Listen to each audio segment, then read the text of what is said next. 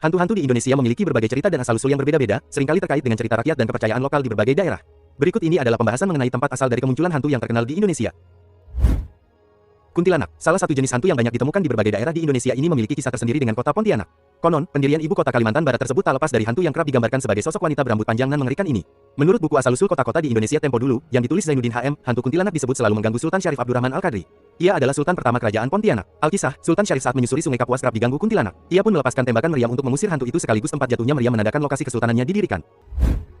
Simanis Jembatan Ancol. Cerita hantu Simanis Jembatan Ancol merupakan salah satu cerita rakyat yang terkenal di kota Jakarta. Konon, hantu penunggu jembatan Ancol ini bernama Arya. Ia juga dikenal dengan nama Mariam, atau Maria oleh warga ibu kota.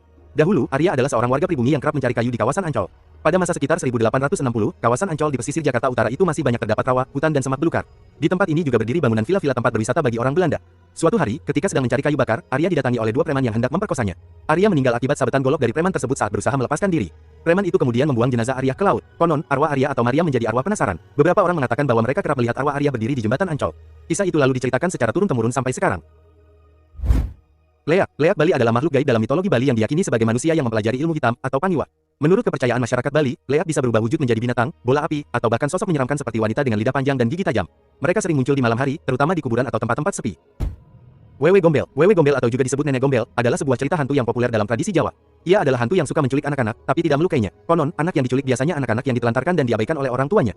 Wewe Gombel akan mengembalikan anaknya jika orang tua dan warga berkeliling dan membunyikan bunyi-bunyian dari peralatan dapur. Sundel Bolong. Kisah Sundel Bolong adalah mitos hantu perempuan dari Indonesia yang terkenal. Ia digambarkan sebagai wanita cantik berambut panjang dan bergaun putih, dengan ciri khas lubang di punggungnya yang sering dikaitkan dengan proses melahirkan yang tragis. Sundel Bolong diyakini sebagai arwah penasaran dari wanita yang meninggal secara tidak wajar, seperti diperkosa dan kemudian melahirkan di dalam kubur. Kuyang. Cerita tentang hantu Kuyang sangat populer di Pulau Kalimantan. Hantu ini berwujud wanita, ia bisa melepas kepala dari bagian tubuhnya dan terbang bersama organ tubuhnya seperti jantung, hati, usus dan ginjal. Kuyang memiliki dua gigi taring di kiri dan kanan mulutnya, yang digunakan untuk menyantap mangsanya.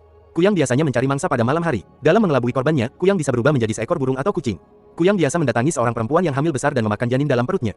Selain di Kalimantan, makhluk ini juga dikenal oleh orang Sumatera yang disebut dengan Palasik. Genderuwo adalah mitos di masyarakat Jawa tentang sejenis bangsa jin atau makhluk halus yang berwujud manusia mirip kera, yang bertubuh besar dan kekar, dengan warna kulit hitam kemerahan, tubuhnya ditutupi rambut lebat yang tumbuh di sekujur tubuhnya. Genderuwo dikenal paling banyak dalam masyarakat di Pulau Jawa. Orang Sunda menyebutnya Gandarua, dan orang Jawa umumnya menyebutnya Genderuwo. Pocong adalah hantu yang dikenal dalam cerita rakyat Indonesia, khususnya di Jawa dan Sumatera. Hantu ini digambarkan sebagai sosok yang terbungkus kain kafan, menyerupai mayat yang baru saja dikuburkan. Pocong diyakini berasal dari arwah orang mati yang terperangkap dalam kain kafan mereka. Tuyul adalah makhluk halus dalam mitologi Jawa yang dipercaya berwujud seperti anak kecil, berkepala gundul atau botak, dan memiliki kemampuan untuk mencuri uang.